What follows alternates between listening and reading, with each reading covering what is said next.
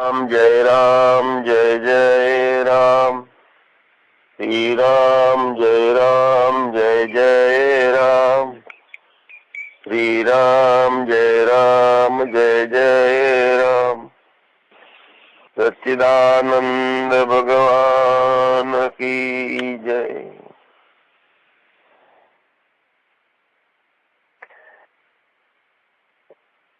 દુઃખો નું સંપૂર્ણ નિવારણ એ જ્ઞાન નિષ્ઠાનું પરમ કાર્ય છે। જ્ઞાન નિષ્ઠા માટેનું જો રહીમ ઉત્તમ પ્રકૃતિ કા કરી શકત કુસંગ, ચંદન વિષ વ્યાપત નહીં લિપ્તે રહત ભુજંગ। એટલે પોતાના સ્વરૂપને વળગી રહે છે તો એને દુઃખ આવે નહીં।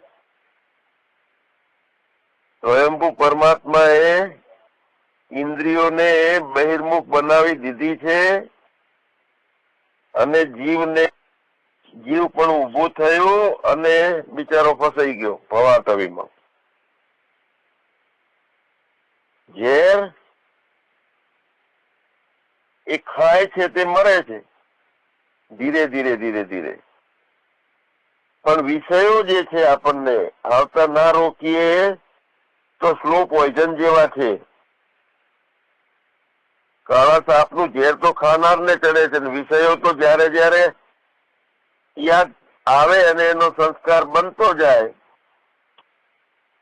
એ રીતે વિષય ભોગની મહત્તા વધતી જાય અને ધીરે ધીરે ઇન્દ્રિયોને ક્ષીણ કરે, પોતાના શરીરને ક્ષીણ કરે, જીવનના પ્રસન્નતાની મોજને ક્ષીણ કરી નાખે અને જીવન ઝેર જેવું લાગવા લાગે। હવે અહીંયા આપણે કરવું છે શું? જીવનને સજાવવાનું છે, 16 કળાએ ખીલવવાનું છે। તો જીવન ખીલે ક્યારે? શરીર ખીલે, મન ખીલે, પ્રસન્નતા અવરનસ રે બહુ ખીલે, આજુબાજુનું વાતાવરણ ખીલે, પાડોશીઓ આપણા કારણે ખીલે, જે આપણા સંગમાં આવતા હોય બધા ખીલે ત્યારે જીવન ખીલે। જીવન તારું 16 કળાએ ખીલવતો જાજે ભાઈ, ખીલવતો જાજે। તો મોક્ષની ઈચ્છા એ બધી શરૂઆતની પગથિયો છે, સાંભળ કરીને જિંદગી બહાર પૂરી કરી નાખીએ, પણ મોક્ષની જેમ જીવવાનું જે છે ખીલીને જીવવાનું એ વાત રહી જાય છે। એટલે સાંભળ કરવા કરતા ખીલતું રાખવા જીવનને પ્રેક્ટિકલ જીવવું જોઈએ। સાંભળવાને મહત્તા બહુ આલીએ અને જીવવાને મહત્તા ના આલીએ તો તે હળવી લાઈન છે। જીવવાને મહત્તા 90% આલવાની, સાંભળવાને 10% આપીએ તો ચાલે। આપણે મોક્ષને, પ્રસન્નતા વાળા જીવનને, ખીલેલા જીવનને ચાહીએ છીએ તો વિષયો બધા અંદર પહેવા દઈએ છીએ અને વિષયો અંદર પહેરે છે એ ટાઈમે સજગતા હોતી નથી। ધીરે ધીરે ધીરે એ ઈચ્છાઓ વધતી જાય, પછી બાદશાહ જેવું પોતાની ભૂમિકા છે એના બદલે રાંટ ને ગરીબડો થઈને માંડ જીવે જીવનને પાર કરવા માટે, પૂરું કરવા માટે। સજગતા ક્યાં રાખવાની છે? આર જબ ક્ષમા સંતોષ સમદમ પી સુધા દિન રાત કે, અવરનેસ રાત્રે અને દિવસે જાગૃતિ રાખવાની છે। શું પીવાનું છે, શું બંધ કરવાનું છે, શું આવતું રોકવાનું છે? તો આળસ છે, અસંતોષ છે, વેર છે, ઇન્દ્રિયોના જે પછાડિયા ખાય છે ઇન્દ્રિયો આ બધા વિષયોને તમે જાગૃત રહી અને જલતી સંસારની આગમાંથી બચવાનું છે। ભાગવાનું નથી, બચવાનું છે। જે આગમાં બળવા વાળો છે ઈનો ભાગવા વાળો બને છે, તો ઈનો તો ઉભો રહ્યો। શાંત શીતલ દેશ में हो जा अजर हो जा अमर, એટલે કે બધી બાજુ ખીલેલું જીવન, બાદશાહી તેની ચાલુ થાય। જે કઈ ભાવો છે આપણા, કોઈ પણ વ્યક્તિની સાથે છેતરપિંડીનો ભાવ હોય, એને દગો દેવાનો ભાવ હોય, પોતાને સુખ પ્રાપ્ત કરવું છે બીજાનું દુઃખ છીનવી લેવું છે એવો ભાવ હોય કે દ્વેષનો ભાવ હોય, તો એનું વર્તન નિખાલસ હોતું નથી, સ્વાર્થની બદબુ હોય છે. સતત સંસાર ખોપડીમાં ચાલતો હોય તો આપણી ખોપડીને એનાથી દૂર અને અસંગી રાખવી. મતલબ એ છે કે ચંદન વિષ વ્યાપત નહીં લીપતે રહત ભુજંગ. તો નિર્દોષ વાણી, નિર્દોષ ભાવ, સહજતા, કોઈની જોડે છેતરપિંડી નહીં. છેતરીએ તો કઈ ચિંતા નહીં કરવાની, છેતરવા વાળો ભલે છેતરે, આપણે કોઈ છેતરવો નહીં. જ્યારે એક મહત્વનો ગુણ છે એ આપણામાં નિર્માણ થઈ જાય ને તો ખીલેલું જીવન બને. જ્ઞાનની નિષ્ઠા પરમ તેલ ધારવત ટકી રહે આપણી. તો એ અત્યંત મહત્વનો ગુણ છે. અહીંયા વાત કરી કે આ શાંત શીતલ દેશ में, તો શાંત ને શીતલ દેશ કયો છે? જ્યાં સંતોષ છે, जिनको कछु ना चाहिए वो शहंशाह. નો પૂર્ણ ગુણ ખીલેલો હોય તો શાંત શીતલ દેશ में हो जा अजर हो जा अमर. એટલે ધન છે તે સંતોષ ને શાંતિ ના આપી શકે. સંપત્તિ હોય, સંતતિ હોય કે કોઈ પણ સત્તા મળેલી હોય, પદ મળેલું હોય કે પ્રતિષ્ઠા હોય, પણ શાંત અને શીતળ દેશમાં પ્રવેશ થતો નથી. ફક્ત સંતોષ ધન છે તે પરમ ધન છે.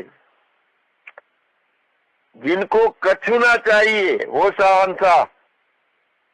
એટલે જે મુક્તિ માટે મુખ્યમાં મુખ્ય પરિબળ હોય તો તે સંતોષ. તો જેના જીવનમાં સંતોષ છે તો એને વગર દીક્ષાએ કે વગર ઘરનો ત્યાગ કરે સાક્ષાત સંન્યાસી જેવો જોઈએ, એના કરતા ચડી જાય. એ સંતોષી હોય, કાયમ કાંઈ ઈચ્છા ના કરતો હોય, એવા ભલે ને કાંઈ ભણેલો ના હોય, ખરાબ કપડા પહેરેલો હોય, કાળો રંગનો હોય, શરીર કડોળું હોય, પણ એની જોડે જઈએ ને બેહીએ તો એમ લાગે કે વાહ કેવો આનંદ આવે છે, આપણે આવા હોઈએ તો સારું. જેના જીવનમાં સંતોષ છે ને એની આભા ખીલે છે. જીવન વૃક્ષ છે. આ વૃક્ષો બધા વસંત ઋતુમાં ખીલે છે, તો જીવન વૃક્ષની આ વસંત, આ સંતોષ છે, એ મહેક છે જીવનની. ફૂલડું બનવું કે ભલે ધૂપસળી થાવું, આશા છે સામગ્રી પૂજાની થાવું. 3 દિવસ પહેલા એક બેન શીતલબેન કહેતી હતી કે જેમ જેમ સુખડ ઓરસીએ ઘસાતી, ગુરુ કારે ઘસાવું ગમે મારું જીવન સુગંધી બને. હવે બધા કામો દોડી દોડીને કરીએ અને સંતોષ ના હોય ને હજીનો હડકવા ચાલુ હોય ને ઉપર છલના કામો કરીએ તો પોતે છલક મલક થાય કે હા અમે ગુરુ કાર્ય કરીએ છીએ, મજા કરીએ છીએ, પણ અંતિમ જે સુવાસ છે પોતાને શાંત પ્રદેશની ભૂમિકામાં રહેવાનું છે તે નથી થતું. મતલબ કે બળતરાઓ ચાલુ રહે છે. એટલે જીવન વૃક્ષમાં વસંતની મહેક એ સંતોષથી પ્રફુલ્લિતતા આવે. સુખ હોય, સમૃદ્ધિ, તો સુખ અને સમૃદ્ધિ જીવનમાં ક્યાંથી આવે છે આપણે બધા જાણીએ છીએ, પણ છેલ્લે તૃપ્તિ. હા હવે બસ, હવે કઈ જોતું નથી, હવે તો મોજમાં રહેવું છે બસ. તો છેલ્લે તૃપ્તિનું ફૂલનું ખીલ્યું હોય છેલ્લે. મતલબ એ થયો કે જયારે અસંતોષ હોય છે ત્યાં સુધી ઉપરથી શાંતિ હોય છે, પણ ઉદયની જેમ અંદર બળતરાઓ કોરતી હોય છે, ડીઝલ મળવાનું ચાલુ હોય છે. તો અસંતોષ છે એ ઉદયની જેમ છે, અને અસંતોષની ઉદયથી જીવન વૃક્ષ આખું ખવાઈ ગયેલું, ખોખલું થઈ ગયેલું હોય. અસંતોષ એ એવી વસ્તુ છે કે ભર્યા પાદર્યું ઘર હોય આપણું, આનંદ કિલ્લોલમાં રહેતું હોય, સમૃદ્ધિ ચારે બાજુથી ખીલેલી હોય, પણ જ્યારે એ ઘર સંસાર જેવું લાગે, ચિંતા બળતરાઓ ચાલુ હોય, તો એ અસંતોષ હોય છે. એને જ આખું ભર્યો ભાદરૂપ ઘર હોય છે ને એ સંસાર જેવું લાગવા માંડે. સમૃદ્ધિ જીવનની હતી ખોવરી જાય, એમ લાગે કે અરે રે હવે મારે શું કરવું, ભય ચાલુ થઈ જાય. કઈક ખૂટે છે, કઈક ખૂટે છે, આવું ચિંતન સતત ચાલુ રહે. હજુ કંઈક જોઈએ છે, અને જેટલું જેટલું હજી જોઈએ છે એ આ જીવન નામના વૃક્ષને ખંડેર બનાવે છે, હડકવા છે. જીવનને જંગલ બનાવી નાખે, વનવગડો બનાવી નાખે. ફૂલેલો બાગ હોય એના બદલે ત્યાં વગડો બની જાય. તો સુખી થવા માટેની એક જ દવા છે, ફક્ત એક જ અંતિમ ઉપાય એ છે કે સુખની ઈચ્છાનો ત્યાગ કરવો. જ્ઞાનની નિષ્ઠા કરીને પછી શું કરવાનું, તો પછી એમાં રહેવાનું. એટલે બળતરા કરીને રહેવાનું, પાછું ફરીમાં થીગડા ગોતવા જવાનું કે આઈકરના કપડું તૂટી છે, કેવી રીતનું થીગડું મારું. સુખની ઈચ્છાનો પરમ જાગૃતિમાં ત્યાગ, એવો ત્યાગ કે કોઈ દિવસ કોઈ ઈચ્છાઓ જ ના થતી હોય તો એ પૂર્ણ સંતોષ કહેવાય. અને તે પોતાના દ્વારા મળી શકે, પોતાની જાગૃતિથી મળી શકે, પોતાની ઈચ્છાથી મળી શકે. માગણી આપણે સંસાર પાસેથી, સંસારના પદાર્થોમાં સુખ ગોતવા માટે હળિયું કાઢવાની ક્યાં જરૂર છે? કંગાળ સંસાર કે પછી સંસારી બધાય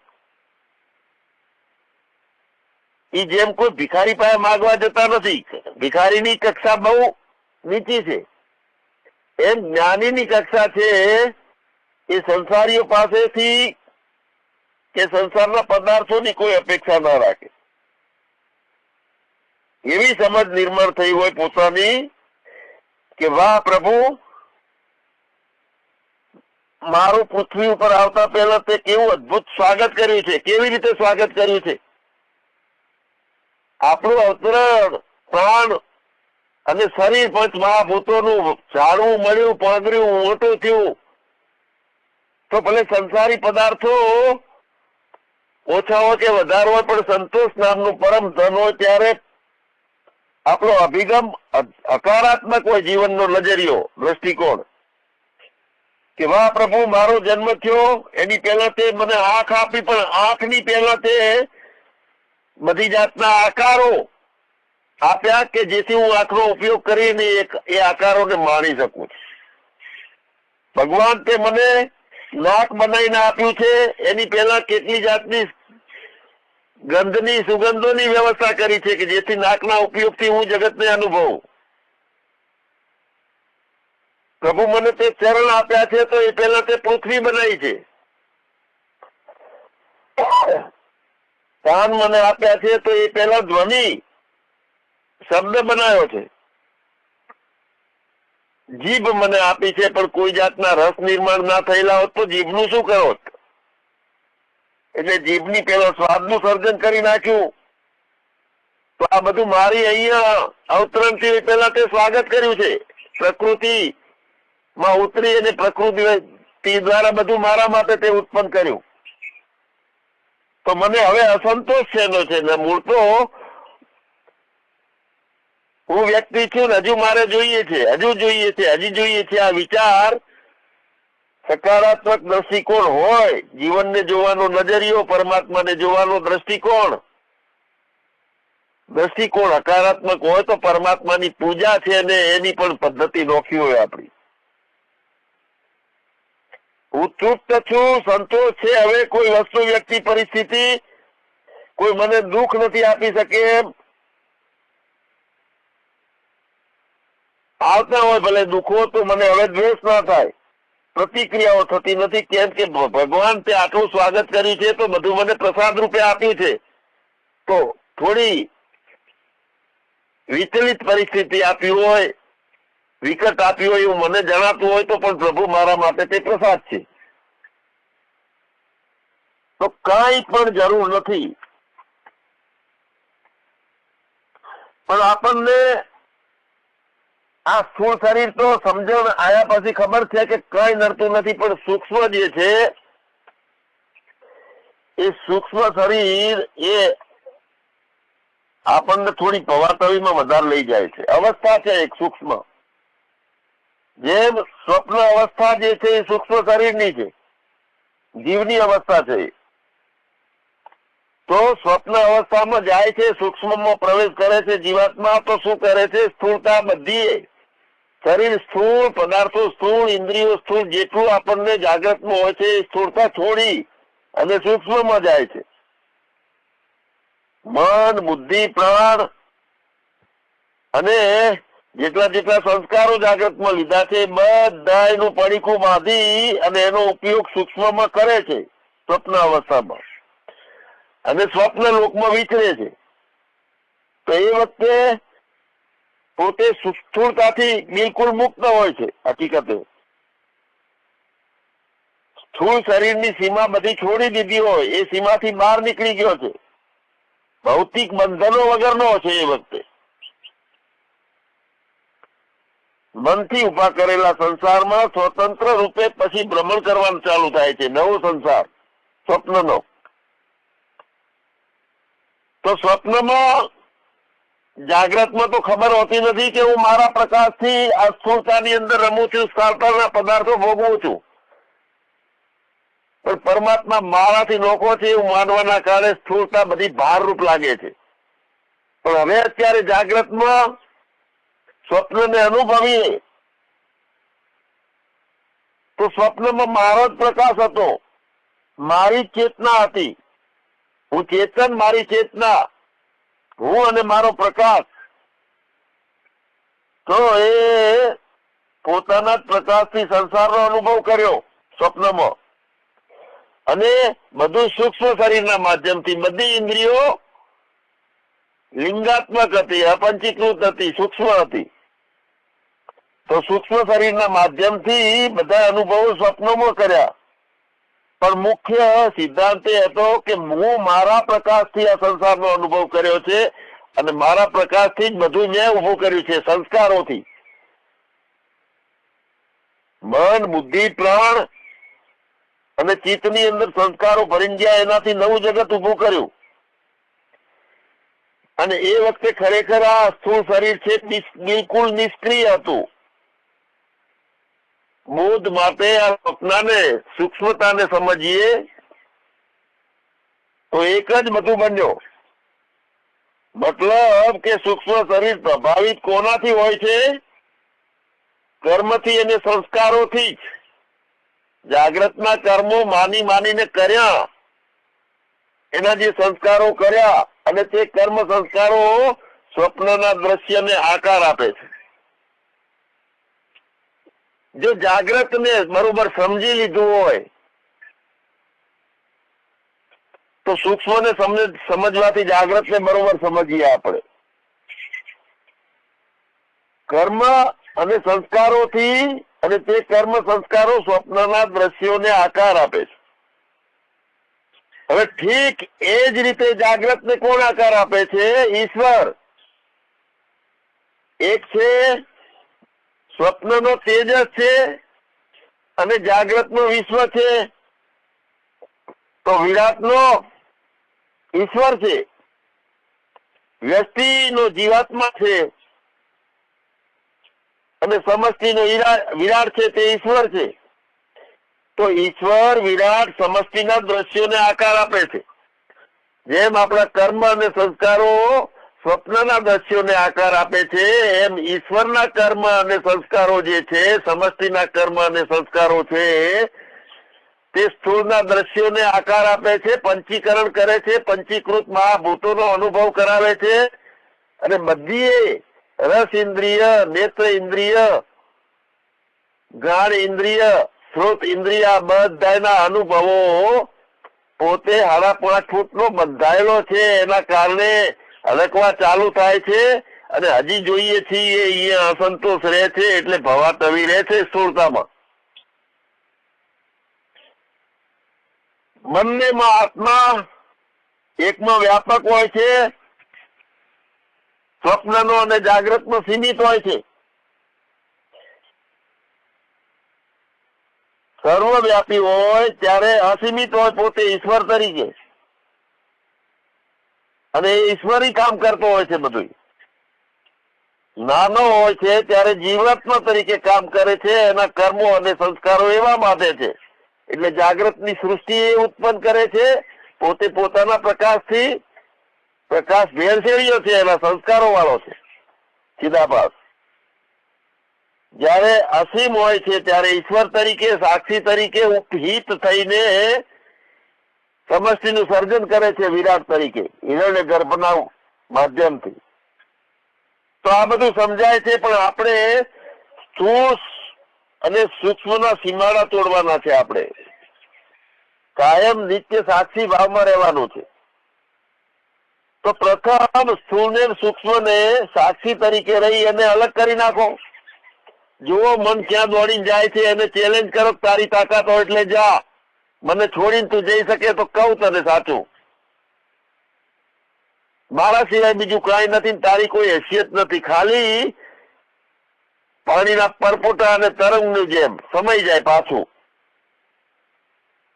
તો પ્રથમ એને અલગ કરી દઈએ, સ્થૂળને અને સૂક્ષ્મને. અને એ સ્થૂળ ને અને સૂક્ષ્મને અલગ કરી દેવાથી એ વખતની ચેતના જે છે એ ચેતના વ્યાપકતાને વરે છે. આકાશ જેવી બની જાય છે, ભૂમા બની જાય છે, મહાશક્તિ બની જાય છે ચેતના. અને મહાશક્તિ બને છે એટલે એ વિભિન્ન સૂક્ષ્મ અનુભવો કરાવે છે આપણને. એ ચેતના, એ ચિદાભાસ. યોગ અને સમાધિમાં સાધક તેને ચેતન રૂપે તે ચેતનાને જાણી લે છે સાધક.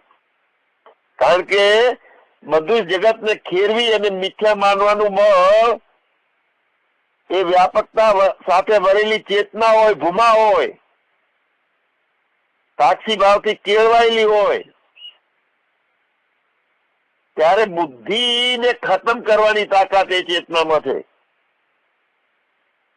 યોગ અને સમાધિમાં સાધક એને ચેતન રૂપે, પોતાના રૂપે એ ચેતનાને જાણી લે. અને સાધક મટી જાય, બુદ્ધિ ખતમ થઈ જાય એ વખતે પોતે અહમનો આકાર આલનારો અહમ મટી અને અસ્મિ પદને પામી અહમ બ્રહ્મ નિત્ય શુદ્ધ અવિક્રિય સનાતન. એક અહંકાર છે, આકાર આલનારો અહમ, અને અહમ અસ્મિ પરબ્રહ્મ જે નિરાકાર છે, સાક્ષી છે, એનો એ અહમની દિશા બદલાઈ જાય.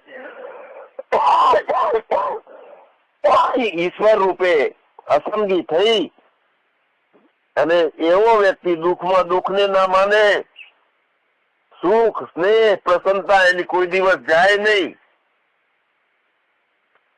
એવો અજંપા જાપ થઈ જાય. અનહદ અનહદ હદ બધી તોડી નાખે. જાપ મરે, અજપા મરે, અનહદ હું મર જાય. સુરતી સમાણી સત્ય મેં તાહી કાલ નહીં ખાય. પછી એને મોત છે જ નહીં. તો આવા જીવનને જીવવું તે જ જ્ઞાનની મુખ્ય હેતુ છે. સચ્ચિદાનંદ ભગવાનની